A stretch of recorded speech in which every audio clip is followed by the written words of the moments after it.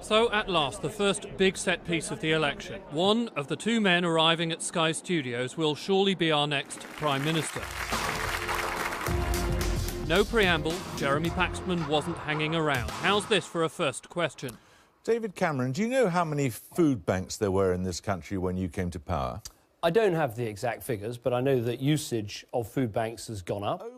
Rattled? You bet he was. How much money have you borrowed?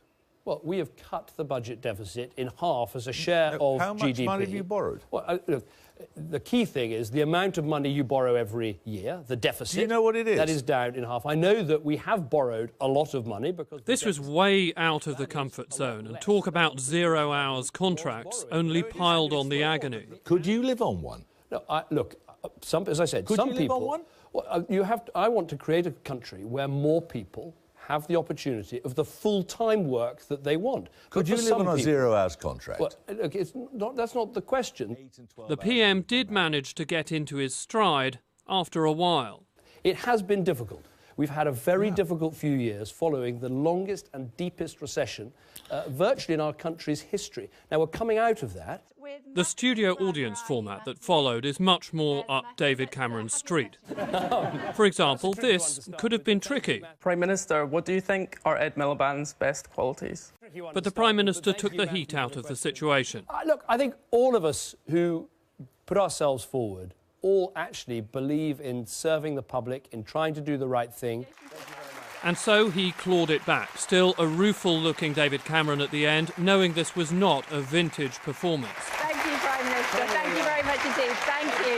Thank you. Next up, where the Prime Minister had been tense, Ed Miliband, hand in pocket and all, seemed not to be. Let's turn this country into a country where if you work month after month, year after year, you don't end up on a 0 hours contract, but you have a legal right to a regular contract. That's just one of the changes that I would make. We can do a lot better than this. We're a great country. OK, let's whiz through these two, shall we? Oh, first round of applause. The mood had lifted, but there were tricky issues. This one, the trickiest of all. Do you not think that your brother would have done a better job?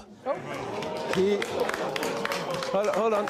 It was a difficult contest between me and David, and it was a bruising contest. Why did I stand? I thought somebody needed to lead the Labour Party who could move us on from New Labour. I wonder, though, Mr Miliband, what regrets you have about creating such division in your family? It's hard. Well, it's hard. I'll make no bones about it. It's hard. In what way is it hard? Well, because it was bruising. I mean, you know, it was bruising for me. It was bruising for David. It's healed, or healing, I would say. When it came to the one-on-one interview, the Miliband policy was to concede some ground on immigration. When your party was last in government, it got immigration completely wrong. Sure. On spending. The dome was not a good example of the way money is spent. But then to get on the offensive. Don't be so presumptuous. You've got 6 weeks to go. You've got 6 weeks to go. You don't get to decide the election results 6 weeks before the general election. You're important, Jeremy, but not that important. It's the British people. I don't want to decide it. No, come on. The most telling section was about whether Ed Miliband has the steel for the top job. But am I tough enough? Hell yes, I'm tough enough. Do you think... Could that be parodied in the days ahead? Hell yes. But Ed Miliband had the air of a man demanding to be taken seriously. And I've been underestimated at every turn. People said I wouldn't become leader, and I did. People said 4 years ago he can't become Prime Minister. I think I can. You're saying I can't win a majority. I think I can. In short, game on.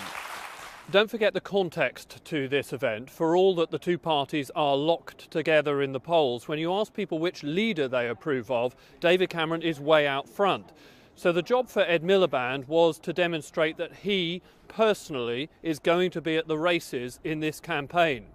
And he did that. Meanwhile, the other party leaders, any of whom could have a key role to play in the weeks ahead, will be champing at the bit for their own moment under the studio lights. Joey Jones, Sky News.